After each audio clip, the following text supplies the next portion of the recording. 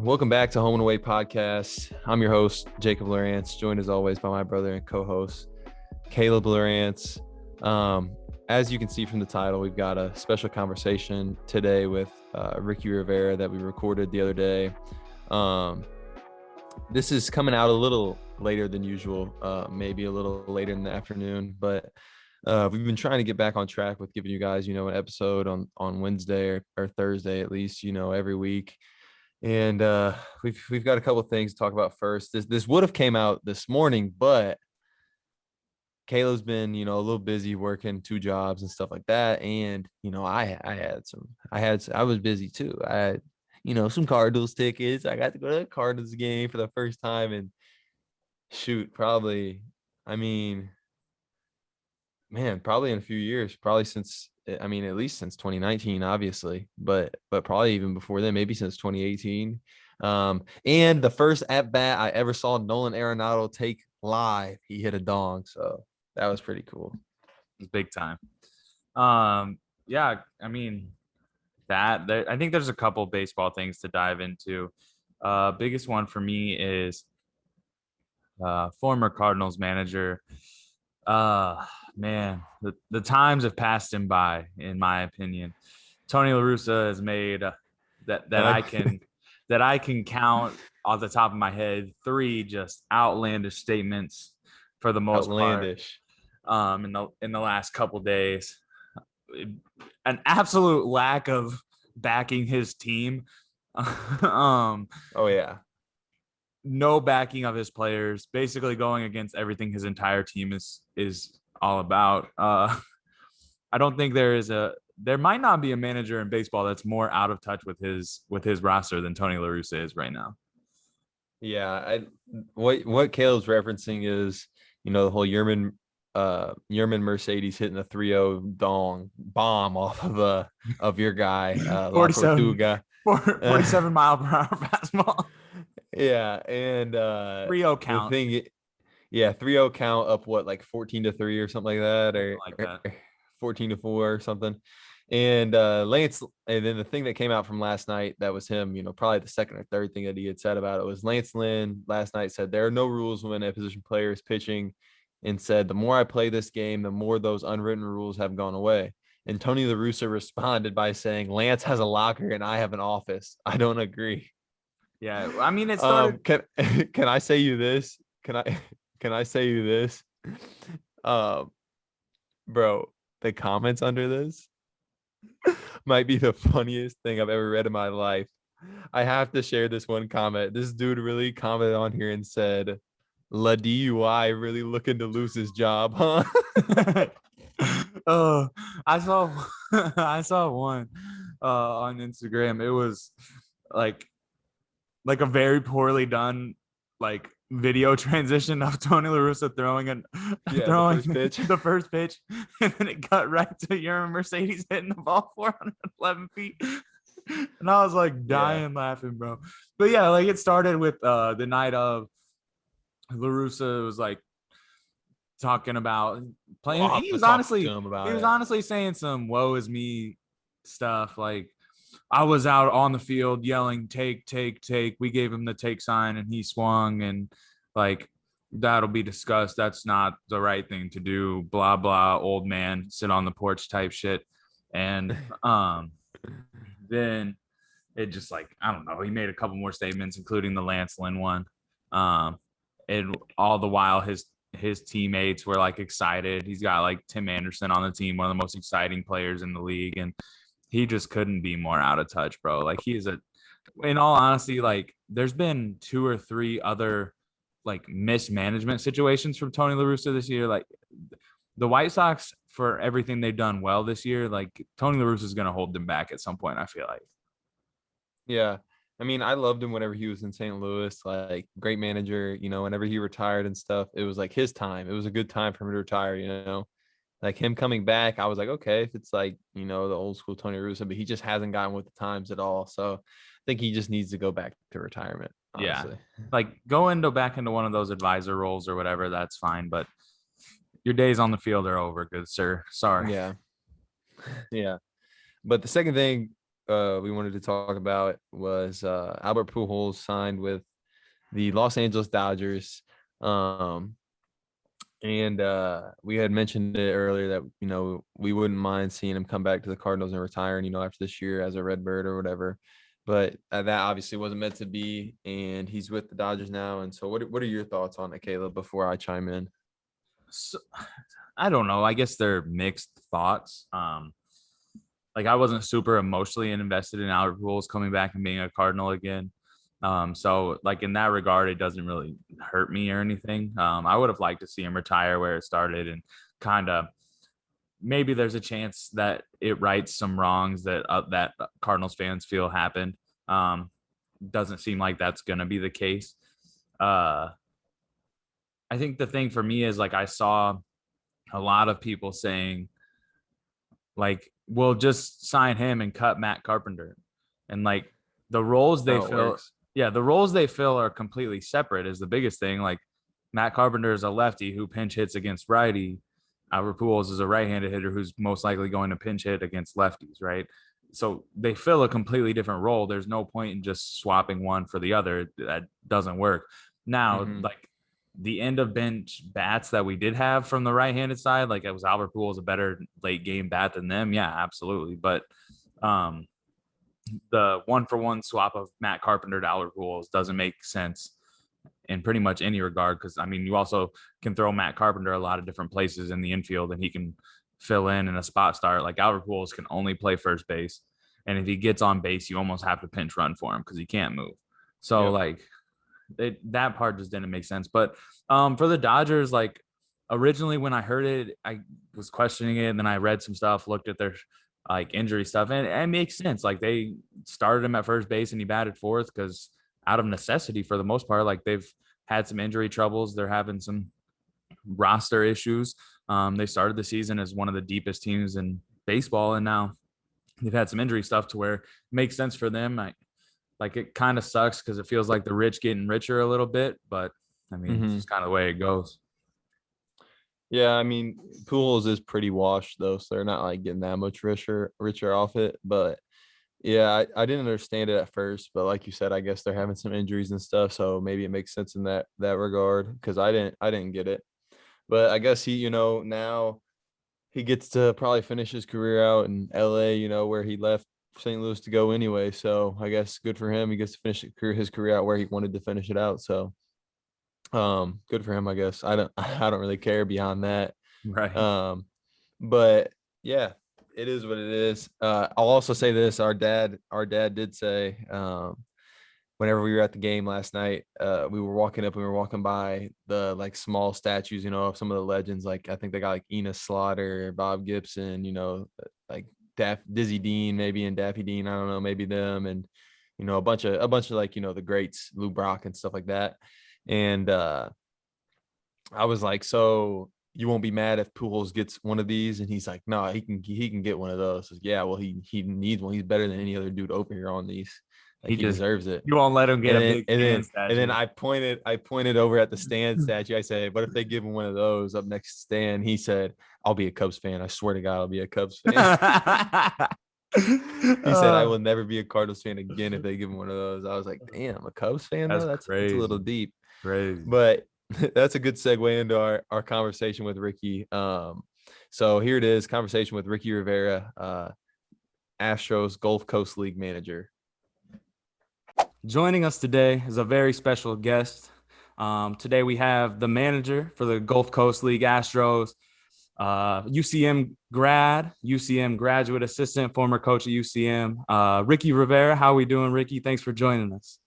No, what's going on, guys? Down here just enjoying the weather down in Florida while I can before it gets too humid. How y'all doing? Good, man. Good, man. Just hanging out. It's been a while since I talked to you, at UCM. Whenever we were there, I saw you, almost daily, for real. Saw you almost every day, hollered at you, I mean, even whenever I was a young buck, I remember it was like you would always just say what's up to me. So it's been a minute, man. How you been doing? You been good? I've been good, man. Just like I said, just enjoying the weather, back in the game for good or full time, at least for now. Yeah. And just enjoying what I do, really. What part of Florida are you in right now? I'm in West Palm Beach, Florida. Oh, you're living nice then. Yeah, it's a bit expensive down here, but it's nice. I mean, I'm like 5 minutes down the road is the beach, and like I got plenty to do. It's expensive though. Right. Can't beat that location though. You're living with all the rich folks right now. That's crazy. I wouldn't say I'm living with them, but I'm living like around them. Perfect. So we'll jump right into it. Let's get a little bit into what you're doing right now. Like we said, you're the manager of the rookie ball team for the Astros. I guess kind of just talk a little bit through how that opportunity came along, how it's been for you so far. I believe last year was your first year doing that. Talk to us a little bit about that and how the organization is, how you enjoy doing it. No, so it's been good so far. The opportunity came up through, like, as crazy as it sounds, like LinkedIn. Like I just like was scrolling through stuff while I was at work. I had a good job, but I was like always, I always had a love for the game and wanted to get back in the game. So like I was always looking for like my way in, and then this popped up. I interviewed, everything went well. I actually didn't interview for the manager position that I'm in right now. I interviewed for a player development role, but then things happened where people got moved up and the opening happened. And then like literally after the third interview, the assistant GM was like, "Hey, would you be interested in managing?" And I was like, "Yep, I'll do it." Like, of course, like who's going to say no to that? Like my first professional baseball job, besides a part-time gig I had with the Royals, is going to be managing. I was like, yeah, I'm in, but it just kind of all happened really fast like that. And then last year, obviously, was my first year and COVID happened. So I drove down here all the way from KC, and I was here for 5 days on the job. So luckily enough, the Astros organization, Jim Crane, didn't like let us go or anything. They paid us throughout the year. And then my first, we worked through Zoom and stuff like that. But my first real like job experience was in October. We had a little instructional league down here. So that was like my first work time. So like I'd been in the job for 7-8 months and I hadn't done anything but Zoom meetings. Hadn't really coached. Right, exactly. Yeah. And with that happening, I mean, you're a young guy and you were coming into this, all of a sudden you're kind of thrust into this manager position. Was it like a little bit intimidating at first to be, in kind of more a position of authority to these guys where you're not even a ton older than them? Right. So those thoughts definitely came to mind to me, but me being bilingual and having the background that I have coming from Puerto Rico, obviously I'm going to be coaching a lot of Latins and stuff. I felt like I could relate at all times with these kids, but I wouldn't say it was intimidating, but it was definitely in my head, like it was like, I really hope they respect me because I didn't play a day of professional baseball in my life, like these guys have played more than I have at this level, but obviously as a student of the game and following the game, and obviously you guys know, I mean, the Cardinals manager and stuff, I mean, you don't have to play in the MLB anymore to be a manager or to coach and be able to help, and be able to do things for others. So like I wasn't really intimidated, but it was definitely in my head because it's like, I hope these guys respect me because some of these kids that I have down here are like 3 years younger than me. It's like, damn. Yeah. I was coaching like in spring training that ended 2 weeks ago. One of my 4-hole in my lineup was 26 years old from Cuba. I'm like, I'm 27. Dude's a year younger than you. And when you came into the job, you were the youngest manager in Major League Baseball organization, correct? Yeah. Like right when I guess that's like my friends all like looked it up and whatnot, and it popped up, and obviously it became like not a big thing, but around my friend group and whatnot. So like it just became kind of a joke because like I don't care much for that, like I'm not getting a trophy for that. I'm not getting a pay raise, I tell you that. So it just like kind of became a joke. So like my friends would call me or whatever, and I'd just pick up the phone and be like, "Hey, this is Ricky Rivera, youngest manager in professional baseball." Stuff like that. So like it was just like a joke. It ended up being like just all fun and games. But at the end of the day, you could look back and like I could say that like at one point in my career, COVID asterisk, but I was the youngest. Yeah. That's still pretty cool though. And I actually had down here that I was going to ask if you thought, your Latin background and stuff had helped relate with the players more, which you said it has. And just for some people, I mean, that don't know, I mean, first of all, some people don't even know Puerto Rico is a U.S. territory, right? Right. Correct. And Yep. so everything. So people born there are American citizens. But, was there a culture change still coming from being born and raised in Puerto Rico to coming to the States? And also, how did you go about coming to the States? So I moved up here in 2011 because I just got 10 years. I've been here 10 years. Yeah. So I moved here in 2011 and I moved up here to play college baseball, just chasing the dream, Latin kid that gets the opportunity to come to the States and play. And it was a bit of a culture change. I was ready for it. I was ready for a change myself, not because I didn't like my culture or anything. I just want to leave my house, like you want to be independent, you want to act grown, you want to do your own thing. So to me, it was a culture change because I moved into Miami, Oklahoma. So like it's like the middle of Oklahoma, or Middle the of top of nowhere. Oklahoma, like almost to Missouri. It's like there's nothing there. Like I remember driving there, and my dad turns around and he's like, "Where are we?" And then like at the end, like the last day that he dropped me off, he's like, "If you want to come back home, like just tell me, man, and we can go back home." Like he was like more sketched out than I was, and I was like, "I'm good, Dad. Like I'm good. I'll be fine." But it was a bit of a culture change. Like there's things that are done differently up here than or down there than or up here or whatnot. But it's at the end of the day, we're part of the U.S., so like a lot of things are the same. I always say that it's like a lot of things are the same. Besides, we don't have a Sonic down there, or we don't have we used to not have Chick-fil-A. Ooh. That hurts a little bit though. Yeah, What's I know. explain When us my mom your comes up here, she's like, I'm like, hey, let's go somewhere nice to eat. Like my family's in town. I'll treat them to dinner. And my mom's like, nah, I want to go to Sonic. Like, yeah, all right. Sonic's got hit the right good spot. drinks though. Yeah, You're like, oh, like, perfect. I get it. That matches the salary right now. Right, back. Yeah.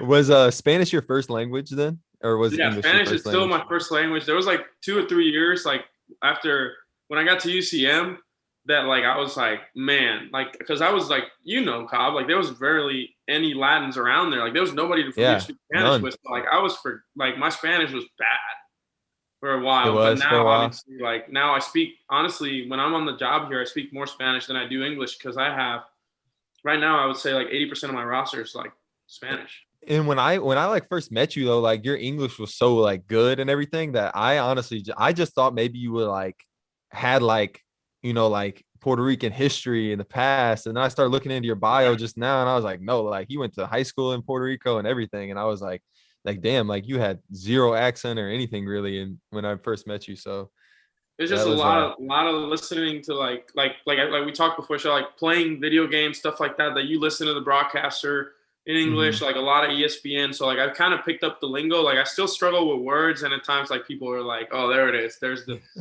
Puerto Rican in you," and I'm like, "Yeah, I get it." Like, but I just like really took pride in like learning English because I really wanted to fit in off the bat. I was like the only Puerto Rican in college when I moved, so I yeah. wanted to like be able to speak the same lingo as you guys and figure out my way through. And how do you go from your first school in Oklahoma and then transition to UCM? How did that come about? How did you find your way to Warrensburg and kind of find a home there?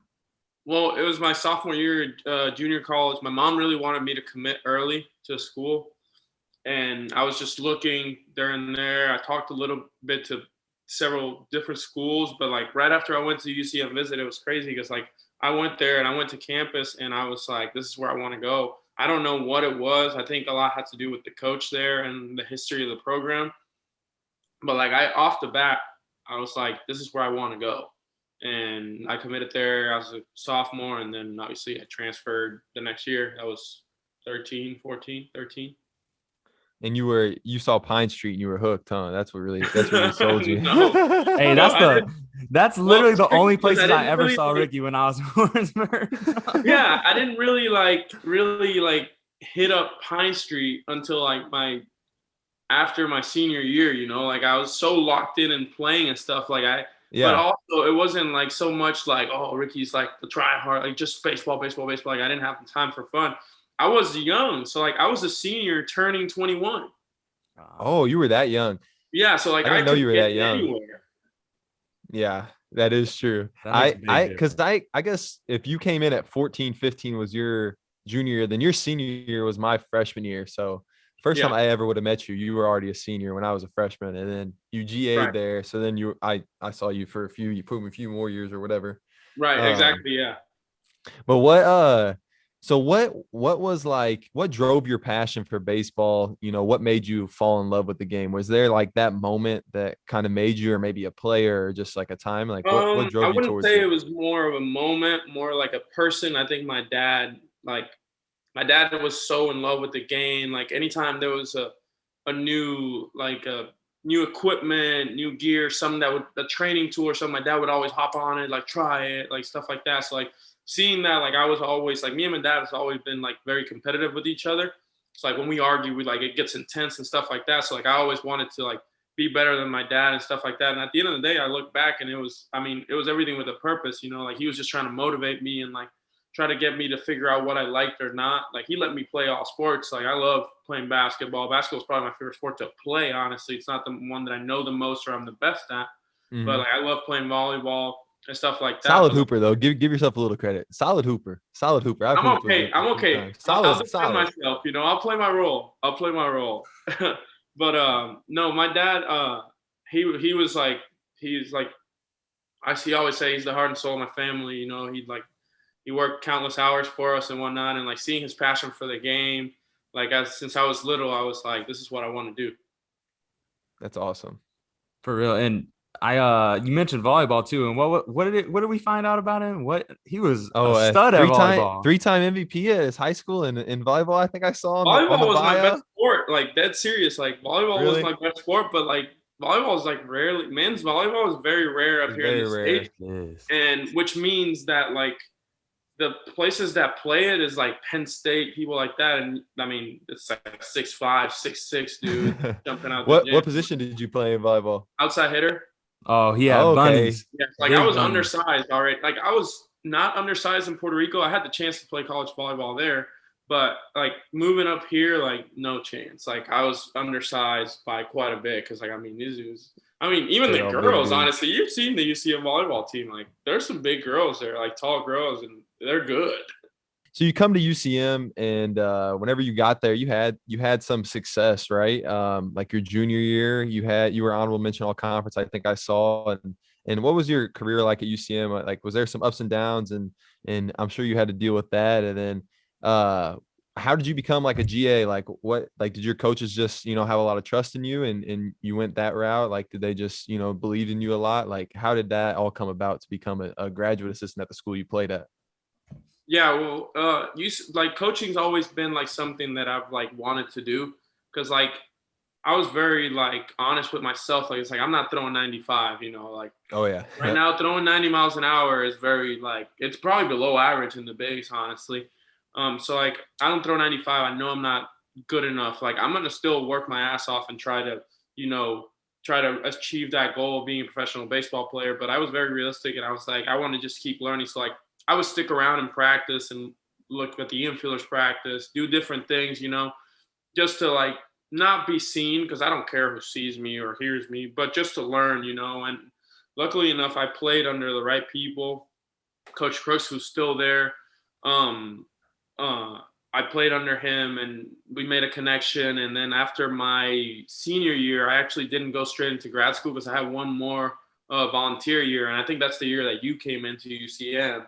Because I think you came in with Spencer that same year. I came in, 2015, 2016 was my first year. So, yeah, exactly. So that year, and we went to the World Series. So and that year, Coach Crooks let me volunteer coach. He didn't guarantee me a coaching spot or anything as a GA. He just let me like kind of hang around. And then I did the broadcasting for the team. I practiced with them. I traveled with them. And then after that, I did my GA. But as a in my playing career, it was good. I mean, my first year we were pretty good. We didn't make the NCAA tournament. We didn't make the regional, but we were really good. We won the conference. We lost like 15, 16 games all year. We were pretty good. And then my second year, I was actually a part of like one of the worst teams, if not the worst team in UCM baseball history, which is wild.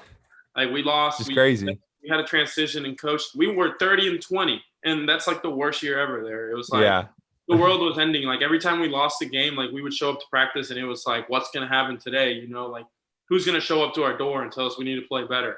Because it was like, it was crazy times. But like after that, they've rolled, like it's the transition period between coaches, and like it was just, I mean, we didn't have the right group, I didn't think, or like, I mean, part of like the right leadership, I guess, like between us, like the players, not the coaching staff. And like I was part of one of the leaders on the team, and I just didn't do my job when like things went wrong. I never did my job of like I wanted to be friends with everybody, you know.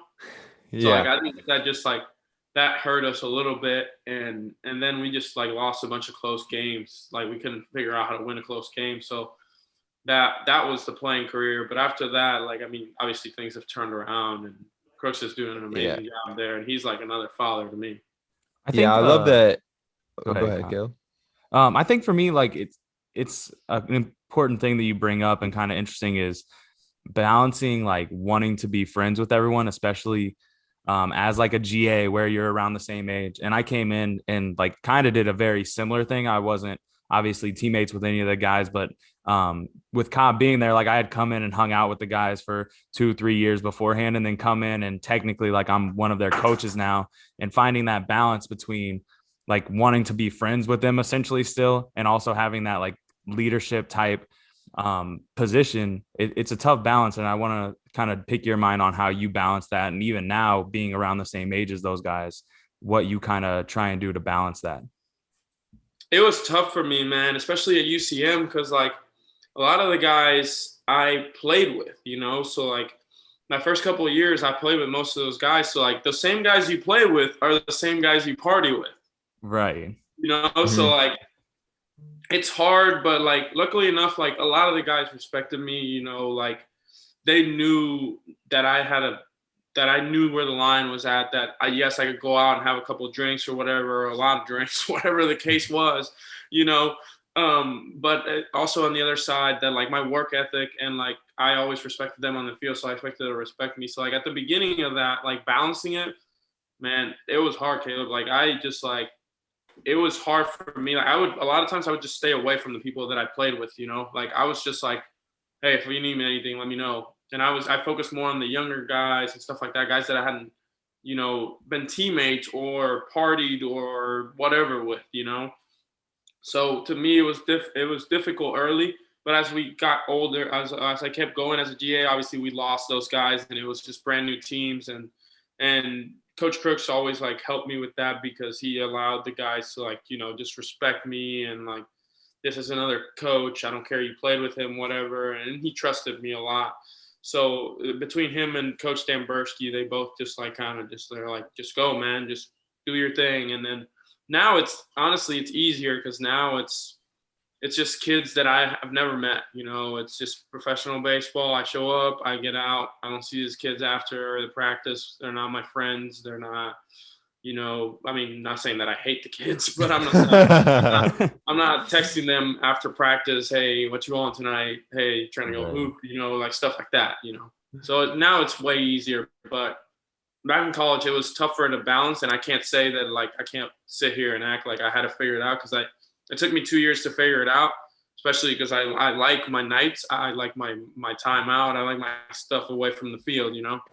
Yeah. And it's all about a balance, I think, especially in college sports, because like those kids want, you know, coaches who, you know, they can, you know, kind of that can relate to them and be, you know, like you want to have players that are okay with like going to the coach's office and talking to the coaches and stuff, because, you know, I've seen it whenever guys aren't comfortable doing that. I feel like it makes it more difficult for a coach to do his job. And I feel like you balanced it pretty well, because it seemed like, you know, all the players really liked you and respected you there.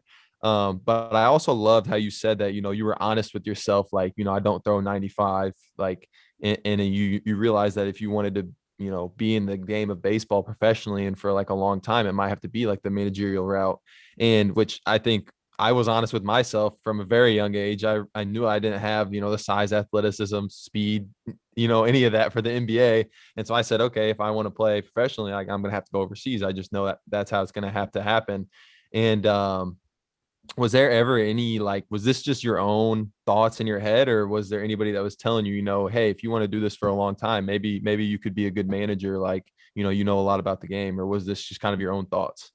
No, it's kind of like using I guess a cliche now, because every kid uses it, but it's like kind of just betting on yourself and betting on your knowledge. You know, it's like this is what I do. Baseball is what I've done my whole life. Baseball is what I want to do. It's like I'm not scared to be told you're wrong. I'm not scared to be told like your thoughts or your drills are not working and stuff like that. Like it's just keeping that open-minded, and like I know that like I'll never know it all. I'll never know it all in the game of baseball or in the game of life, anything.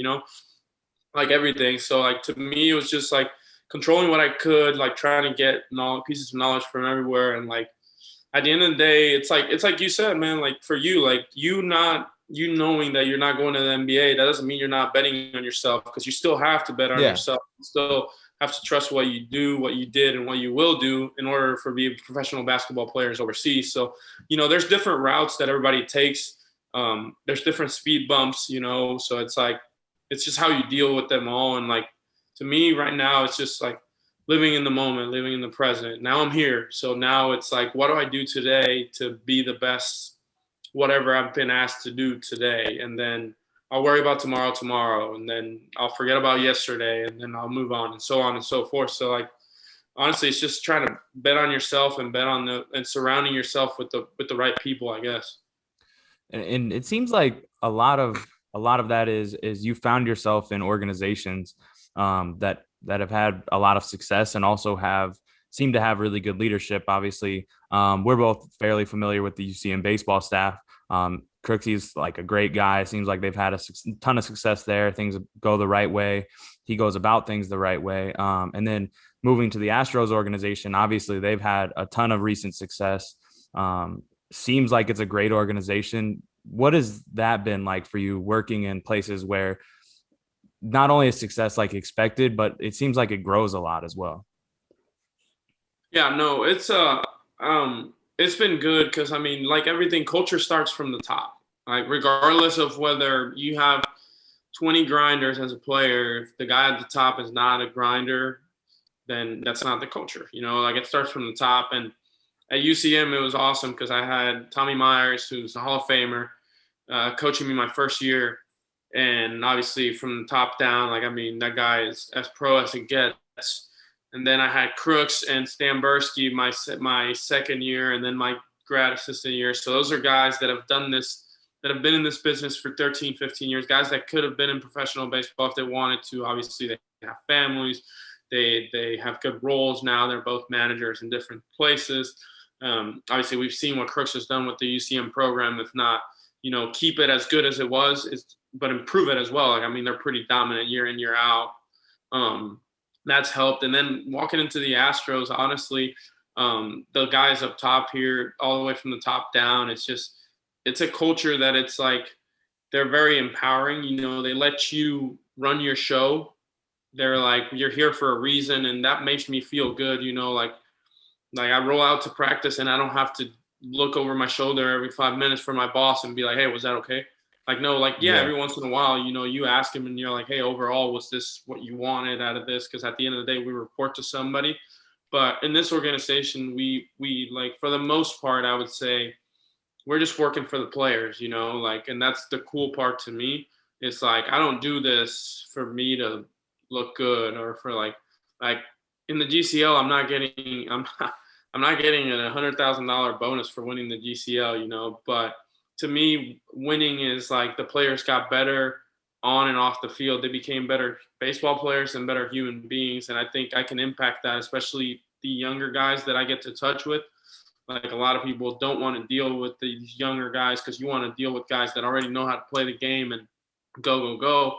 And to me, I just see like the cool part in it is like, I get to teach them the game. I get to teach them from the bottom up, from the ground up. Like, some of these kids can just run, so I have to teach them the other parts of the game and stuff like that. Like some of them have just like a tool or two tools, and it's like being able to relate. And this organization gives me so much like power and like free will that I can just run my own show basically, but we are all under the same circle. So like, it's like we're teaching the same things, we're just using the same lingo, we're just using different techniques, different practices, different schedules and stuff like that. So like, it's been cool so far for me. It's been a really cool experience.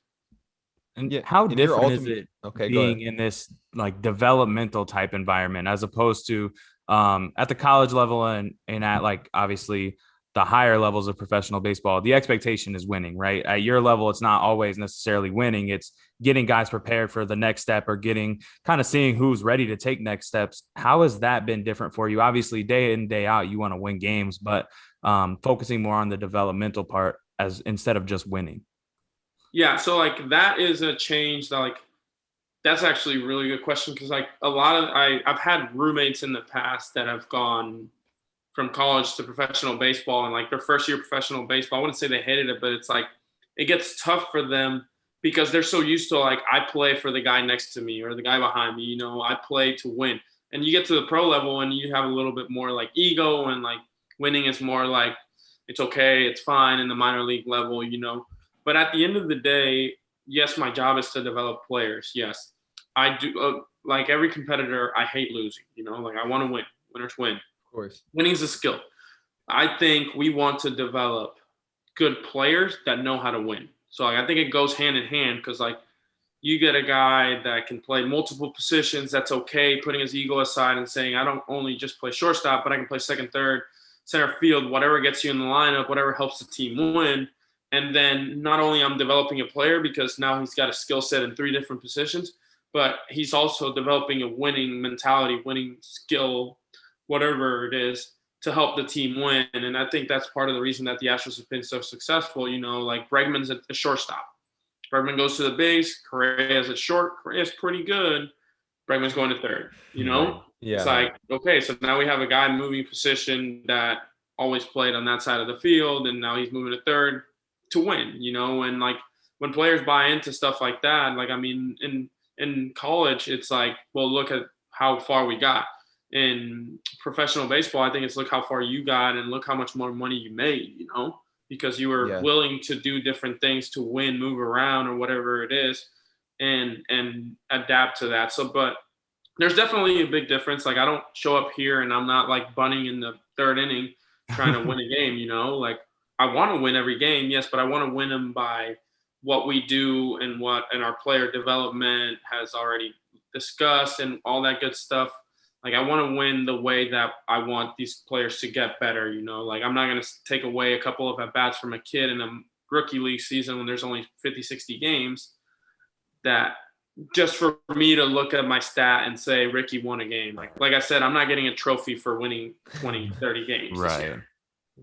Yeah. And it's got to be cool to know that you're kind of some of these kids, first stop or in the bigs or not in the bigs, but in professional baseball. And, you're kind of their first stop and you could have a huge impact on their career. And, these guys that you're coaching now could go on to do like, you know what I mean? God knows what, like they could be the next all-stars, the next MVPs in the MLB, you never know. And I think that has to be pretty cool to think about. And what's also your ultimate goals for yourself as a manager? Like where do you see Ricky Rivera at, 10 years from now? Like what's like, where do you see yourself and what's your ultimate goal in this?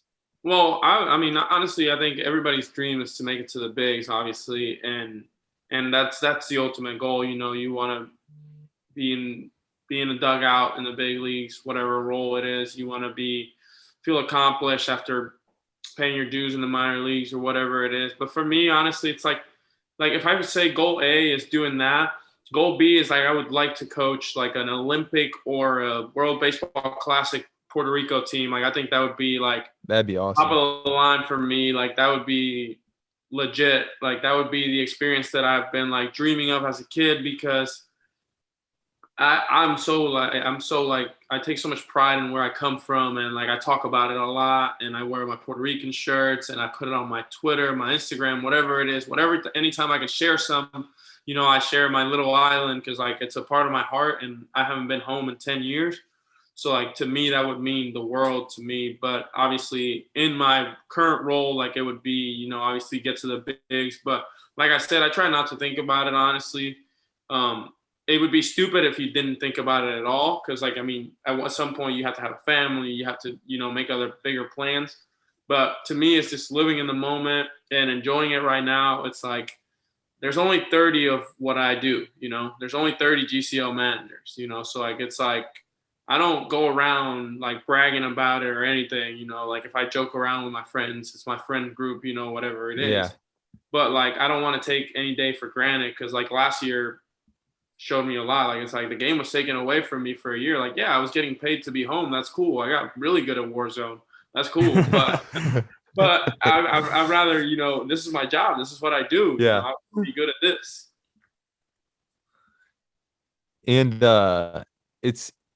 it's always awesome for me to see how much like passion that a lot of people from other countries have, and you know, their heritage and, you know, their like nation. But I wish it was a little more like that in the States. You know, now it's pulling teeth to get guys to even play for their national teams sometimes here in basketball or baseball or whatever. Yeah. But I love that that's one of your biggest aspirations, because the World Baseball Classic, I think me and Caleb can both agree, is one of our favorite things to watch in baseball by far. It's so fun. Absolutely.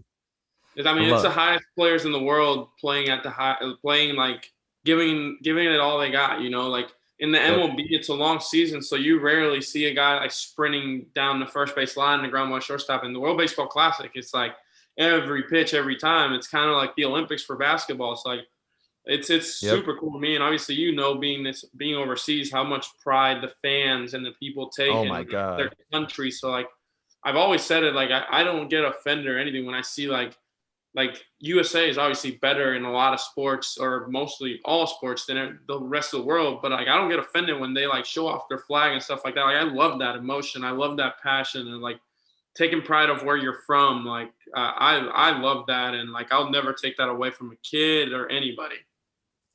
I love, like, probably my favorite thing about the World Baseball Classic, honestly, is like you see those Latin teams, and once they get like all their countrymen together, the fire that they all play with just kind of burns together, and it gets like elevated even more, and they're just going crazy. And like, to be honest, I feel like that's the biggest separator between those countries and like the United States when it comes to like younger generations of players. Like, correct me if I'm wrong, but it seems like Puerto Rico or the Dominican, like, you guys love playing baseball and like having fun. And it seems like in America, like, it's so sterilized. Like, if you celebrate or something, all the like old dads in the stands are getting pissed. But like, it's like encouraged there. Like, you guys are allowed to be excited when something cool happens. And then like that energy, you come up with that. So going to the ballpark is exciting, as opposed to here where like people grow up and they're like, well, baseball, you can't even have fun. So why would we want to play that?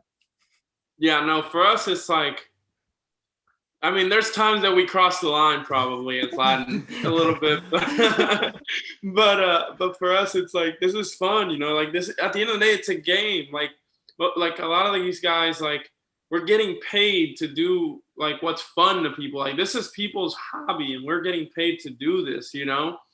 It's like, you got to have fun with it. You got to, like, obviously we have a little bit more flair to our game than I would say like Latins would have more flair in their game than say American ball players and anything. But I think it's just like you said, it's because like the old culture, and when you grow up here, it's like, you know, you have it's America's pastime, you know, pastimes, you know, like your grandpa watched it and his dad watched it. So like everybody's watching, everybody's got stories for it and stuff like that. Down there, this is what we do, you know, like it's year round. Like the coldest day I've ever been in Puerto Rico was probably like 80 degrees, you know? So it's like, this is what we do. We play baseball from January 1st to December 29th or 30th, whatever, before New Year's, you know, like we play every day. We play baseball, we play softball, we play baseball.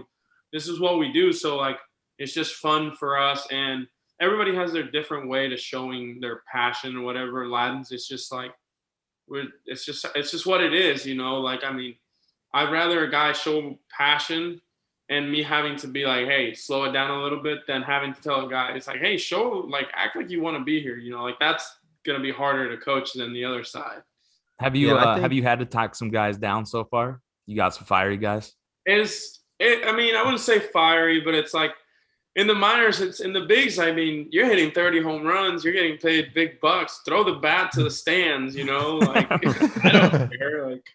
Like do what you want, like strike out a guy, like whatever, hit your chest a couple times. Like I was a big passionate guy, but like in the minors, like there's a, you know, tame down a little bit, you know, like it's different at every level. Like I'm definitely pro bat flips, pro have fun, let the kids play. new age baseball, like let's make baseball fun again, all that crap. I'm pro all of it. But in the minors, it's different. Like it's hard for me to like, see a guy hit a home run, flip his bat, and like then strike out 10 times in a row and be like, hey, sweet bat flip, like, let me repost you. Yeah.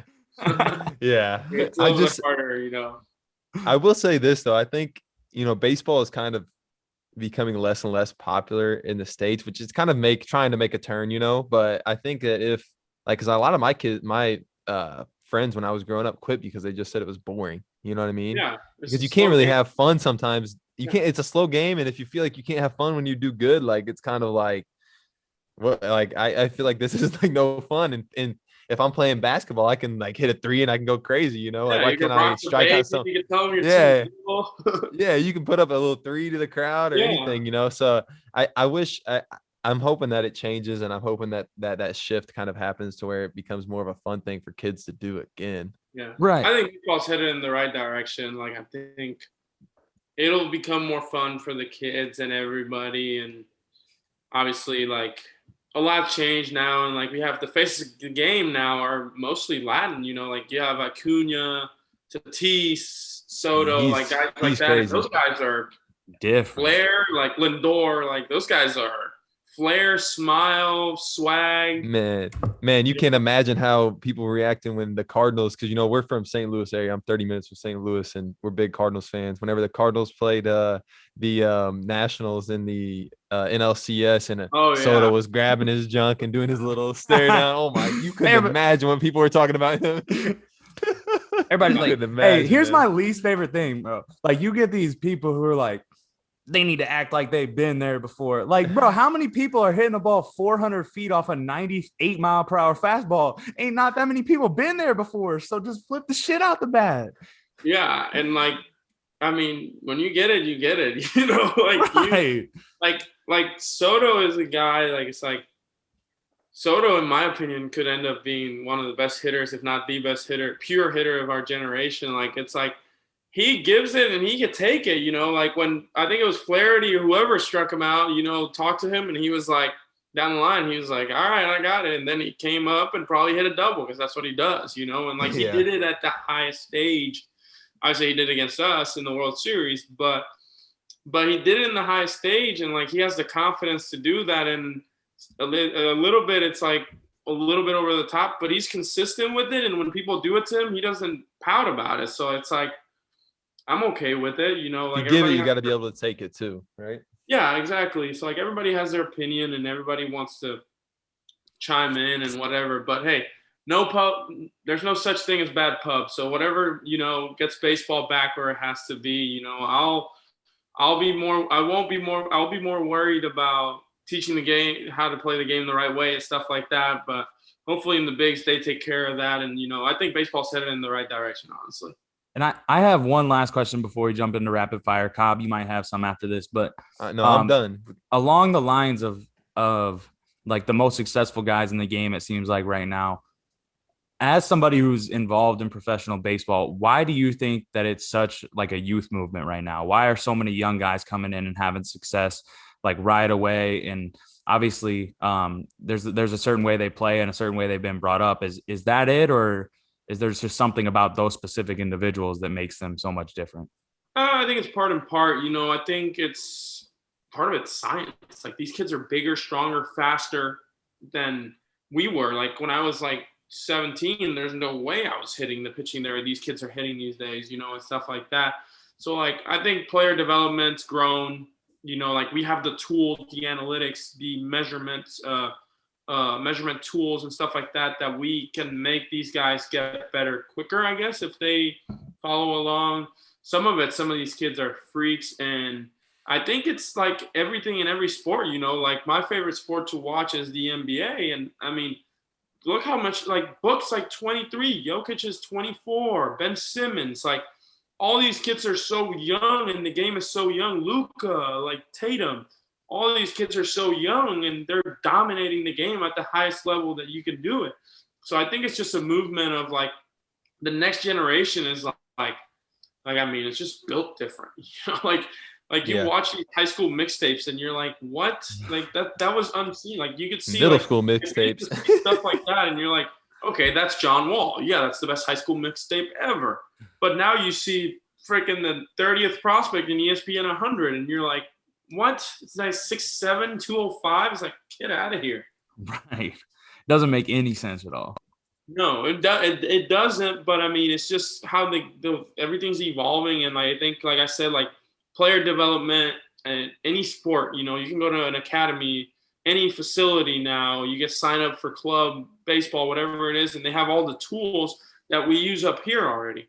So they're already using those in like whatever base location they're at, and the kids just get so much better, so much faster now. So now it's like the issue we deal with sometimes. I feel like it's like now the kids know it all. But it's like, I've already done that. Yeah, I already did all that. So like I get to this level, and then now it's more like, how do we combine what you did and what's working and keeping your same routine, but now adjusting it with what we want to develop you, and making them understand that at the end of the day, it's for their own good. Like, I'm not trying to look good. It's for you to go up, get called up and stuff like that. But overall, I think like every sport, like football, Mahomes, Lamar, like all these kids, they're just young and good, man. Like, I don't even know how to explain it. Yeah, the youth movement in sports and professional sports in general is a real thing. And the one thing I hate about the youth movement that has, bothered me a little bit is that some people are so quick to write off these guys now. That's the one thing that I don't like about it, is that these kids come into the NBA at 19. If they have two seasons where they only average 10 instead of 20, all of a sudden they're a bust. Or like Julius Randle was a bust until this year. You know what I mean? And he's still mid-20s? Like, he's still a young guy. So that's the only thing I wish that didn't happen with the whole thing, Right. Right. And I think a lot of it is because of the clout era, the Instagram era, all that stuff. Because, like, I mean, you see a clip and you're like, holy shit, this kid's going to be the next LeBron, or we label them like really early, or we give him this tag like way too early, and we're like, okay, slow down. Like, he's literally just a kid. Like, he's like, it's like with Luka, like Luka hasn't failed in the NBA, but like he came into the NBA, and if Luka didn't put up 25 and 5, Luka was going to be a failure no matter what. It was like Luka came into the NBA and he's like, this is the next big deal, So like, luckily enough, he didn't fail. But I agree with you. Like, we got to give, especially in the league like the NBA, like I like give him a couple of years. Like, come on, man. Like, he's literally 20 years old. Like, I don't care. But part of it is because of the Instagrams, the Twitter videos, the workout videos, all that cloud stuff. It's like, can he live up to that hype, Because you saw the same thing in Major League Baseball, though, with Vladdy. Like, Vladdy came in and wasn't the best player in the American League, so all of a sudden he wasn't as good as everybody said he was going to be, even though he was hitting like 270, 19. Right. It's like they crowned him like right off the bat, and it's like, okay, well, look at him now. Like, he's probably the starting first baseman in the American League. I mean, it's either him or Gurriel. Obviously, I'm rooting for Gurriel, but Vladdy's going to be an all-star. Like, he's pretty good, and he's still young. Like, you can't give up on these guys after 1 or 2 years but it's just the generation we're in, and like the Twitter analysts and stat guys and all that stuff. So like, it's whatever, as long as these kids, like understand that they're young, and that's not an excuse, but that's also a like, hey, you have time, it's like that. Them knowing that fine line is good for them. Yeah. So this was an awesome conversation so far. And now I think we're going to hop into some rapid fire questions where, we'll ask you more of a question. It'd be more of a quick answer, more of a set in stone type answer that you can reply with. You don't have to tell as many, stories or long-winded responses, but I'll start us off. So, what was your favorite baseball moment at UCM as a player or a coach? Or one of each. Winning the regional in 2016. I was a coach, and I was actually in the broadcasting booth, but just seeing the guys win, that was cool. And we were headed to the World Series.